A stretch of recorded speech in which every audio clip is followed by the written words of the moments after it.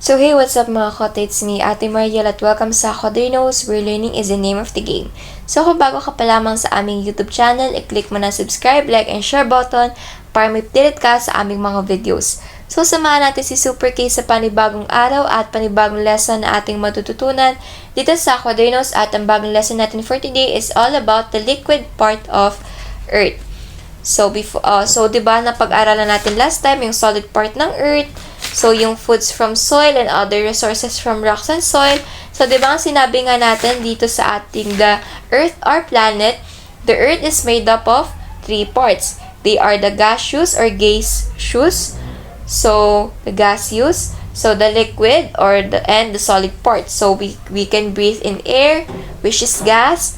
You can drink water, which is liquid, and you can walk in soil and rocks, which is solids. So, we will know more about the solid part of Earth. So, napag-aralan natin yan, yung ginagamit natin, yung resources natin, and for today naman, magfo-focus tayo sa liquid part ng Earth natin. So, before we start our lesson, of course, meron muna tayong trivia for today. The 170-year-old bottles of champagne were found at the bottom of Baltic Sea. So, 'di ba? May yung parang may mga champagne na super mahal, may mga wine. So, yung wine, so may mga wine na kapag matagal, mas lalo daw sumasarap, but I never drink any alcoholic drink, so I don't know. So, if ano yung pagkakaiba nila, so I will discuss na lang kung ano tong ating trivia. So, I never drink any alcoholic beverages or products like beer, gin, this type of champagne and wine. I never drink any of it. So, ayan. The bottles of bubbly are believed to have been traveling from Germany to Russia during 1800s, where they sank to the bottom of sea. According to new scientists, it turns out that the bottom of the sea, where temperature are between 2 and 4 degrees Celsius, is a great place for wine aging. So, 'di ba? Kapag nga parang age is like a fine wine, ganyan. So, yung kapag mas lalong tumatagal, mas lalo daw sumasarap yung wine. So, pag na-ferment siya ng super tagal, so mas sumasarap siya, mas lalong nagbubuo yung aroma niya. So, ayan. But today, may ma-expiration date na rin naman yung mga wines. So, wine experts example the champagne and describe it as sometimes cheesy with animal notes and elements of wet hair. So, I never drink nga. So, I don't know kung ano yung pagkakaiba nila sa lasa, and I don't know din kung ano yung process nila. So, ang alam ko lang na process yung sa wine. So, galing siya sa grape, fina-ferment. So, may ginagawa sila para maging wine. So, ayan ang ating trivia for today. So, 170-year-old bottles of the champagne were found at the bottom of the sea. So, the liquid part of Earth. What is the liquid part of Earth made of? Oceans, seas, lakes, and streams, rivers, and underground water and the air make up the liquid part of Earth. Thousands of plants and animals live in oceans and other bodies of water. These bodies of water have tiny organisms such as algae and planktons. Planktons are very tiny plants and animals that come near the surface of water.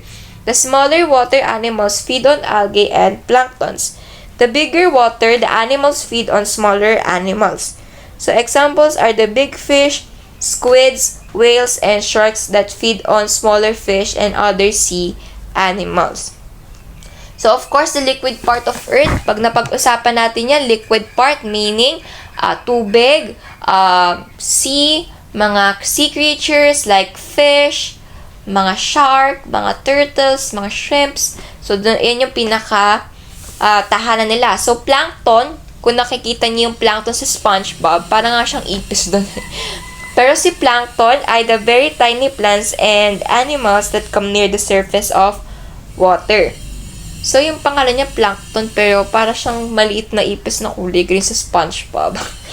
So, ayan. So, the smaller water feed on algae and planktons. So, ito yung resources that man gets from the sea and ocean. So, katulad ng sa food from soil, may listahan ulit tayo dito. So, make a list of foods that you can get from the sea, river, and lake. So, make the table like one below. Milkfish, mudfish, catfish, clams, and seaweeds. So, yung milkfish comes from fish pond. So, where obtained? So, saan siya galing? Saan siya nagmula? Mudfish sa rice paddies. Ang catfish sa lake, clams, and seaweeds ay galing sa sea. Kung nakatikim na kayo ng pako, that's an example of seaweed, I think. So, masarap siya. Super sarap niya. Natikman ko siya when I was a little kid. Natatandaan ko pa rin na kumain ako ng pako and nagustuhan ko talaga yung lasa. So, masarap siya. So, ayan, yung mga clams. Favorite ko talaga yan. And, lalong-lalo na yung milkfish pag boneless. We really like seafoods like crabs, shrimps. I never taste a lobster, but soon makakatikim ako nun kasi nga lobster is very pricey. So, ayan. So, madalas na natitikman ko lang puset, crabs, clams. Alam niyo yung mga sometimes may nakikita pa ngayon mga kohol. So, masarap yun. So, madalas, luto na siya na pag binibili. But, before, may nakukuha pa kami sa mga rivers yata yun or sa mga bodies of water dito sa may lugar namin. So, masarap siya. So, how often do you eat seafoods? For me, it's very seasonal talaga. How I often eat seafoods. So, sometimes, once in a month, may tilapia kaming ulam, sometimes, nagluluto ng, ano ang tawag doon? Maliban sa, yung malaking clam, yung masarap, anong tawag doon? Tahong, yon. Nagluluto kami ng tahong and sometimes boneless bangus, sometimes it's squid, not like from Squid Game. It's really squid and sometimes it's tuyo, fried dilis, ganyan. So ayun yung how often siguro once a month, so 3 times a month. So it's very healthy pa rin naman na kumain ng seafood. So, yan. What are the water resources you get from seas and oceans? Rivers and streams carry materials like mud, soil, broken rocks, and minerals down to the ocean. Thus, the ocean gets more and more animals. The minerals that are found in great amounts in ocean are salt, calcium, magnesium, and potassium. These minerals, especially salt, have a commercial value. Of course, every minerals have, especially salt, has a commercial value because salt is used in cooking. So, hindi kompleto ang luto kung walang salt and pepper. So, that's why salt has a value on markets. So, ayan. Underground water. Do you have artesian wells in your community? We don't have any artesian wells, but we have poso. So, do you have surface wells? Water from these sources comes from rains and streams that seep on the ground. Water is caught in the porous rocks. To get this water, a well is drilled and pipes are installed so which water can come out to the surface. A pump then forces the water through the faucet. So, yung pump, poso. So, sa Kanlubang, if you know Kanlubang, if you are near here in Calamba, so may marami doon ng may mga poso. So, marami doon, may mga nagpo-poso, pwede use poso kasi sometimes there's no tubig. So, kapag nagkakaroon ng water shortage, they use the poso. So, water in air. The oceans are the greatest sources of water. When they are heated by the sun, water evaporates in the air. Then, the water vapor is carried to the higher place in the atmosphere where it is very cold. When the water is cool, it becomes clouds. The heavy clouds fall as rains. In cold countries, they may fall as snow or hail. Rain is important to plants. It makes air cool.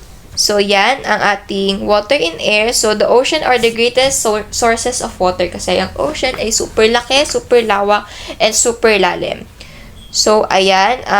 So, rain is important to plants. It makes the air cool. So, yan ang ating lesson for today. So, thank you. Have a great day and God bless. So, click the thumbs up button if you like this video. Leave a comment down below if you have suggestions, clarifications, and questions to our future videos. So thank you, have a great day, and God bless you in my next video. Bye-bye!